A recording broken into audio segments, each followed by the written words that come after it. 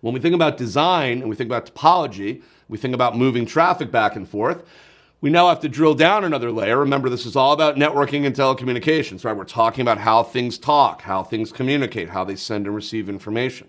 It's a lot of detail we got to go into to make all this make sense.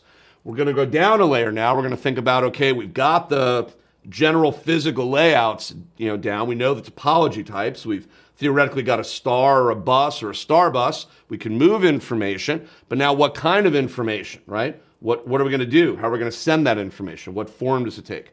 What kind of information goes back and forth? So we want to start to think about that. So we have 3 transmission types, as you can see on the screen in front of us.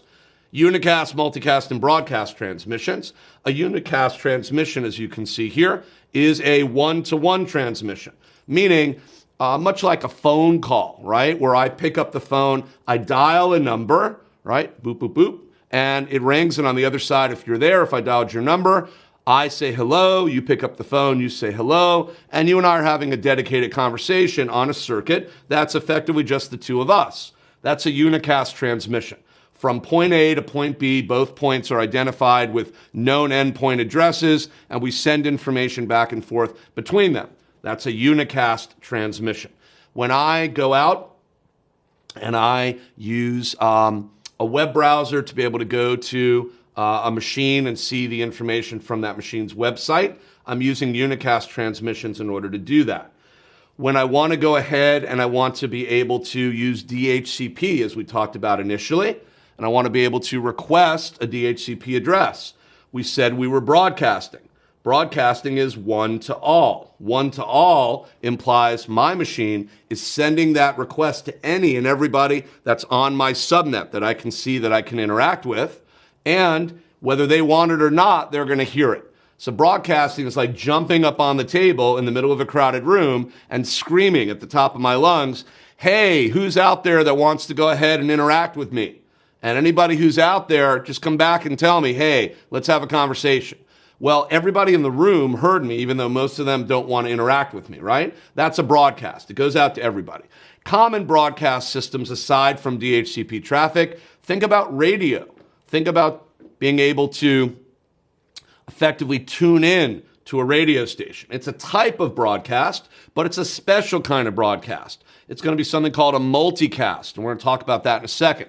Think about TV. Right? Even if it's something like cable with dish or whatever, you're again getting a signal out of the air, you're tuning in and you're using it with a receiver, but it's a special kind of broadcast because you have to have the proper equipment. You have to be a member of the right group. You have to pay your bill, in other words, right? In order to be able to get that information. That's going to be a multicast. So certain kinds of information is sent broadly, widely to everybody, no restrictions. If you hear it, great. If you want to interact, great. If you don't, just ignore it. That's a broadcast.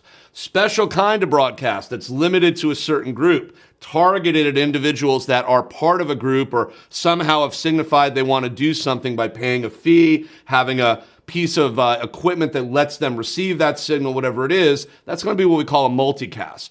Multicast is going to be one to a group transmissions.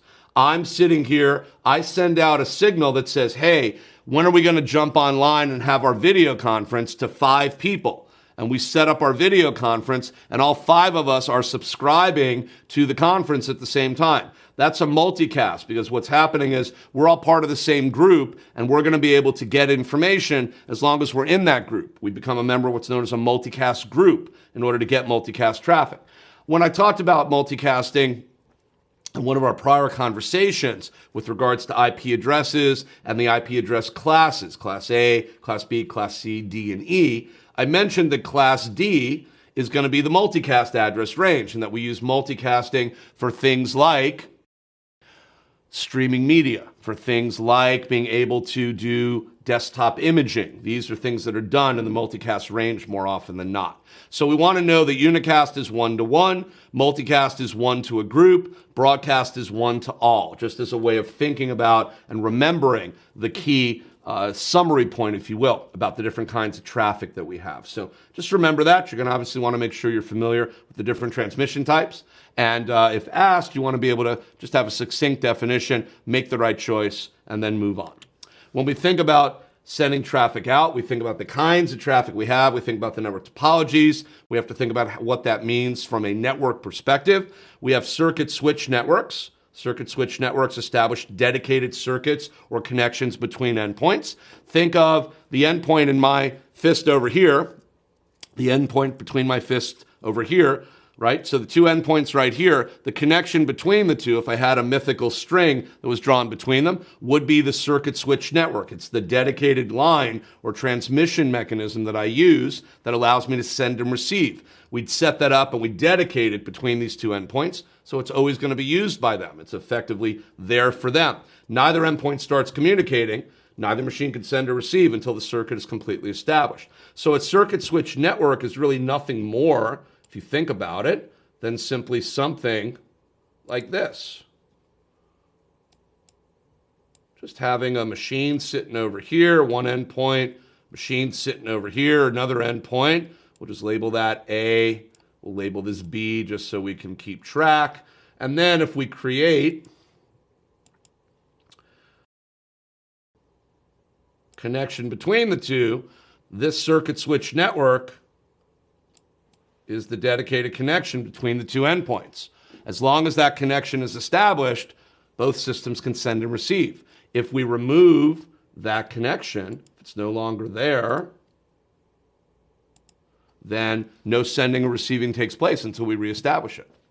So we just want to make sure we're aware of that and we understand how that's going to work, because that's what a circuit switch network implies. It implies that we're going to have that connection, and as long as it's dedicated, as long as it's there, as long as it's up and running, the endpoints can send and receive using the circuit or the connection between the two.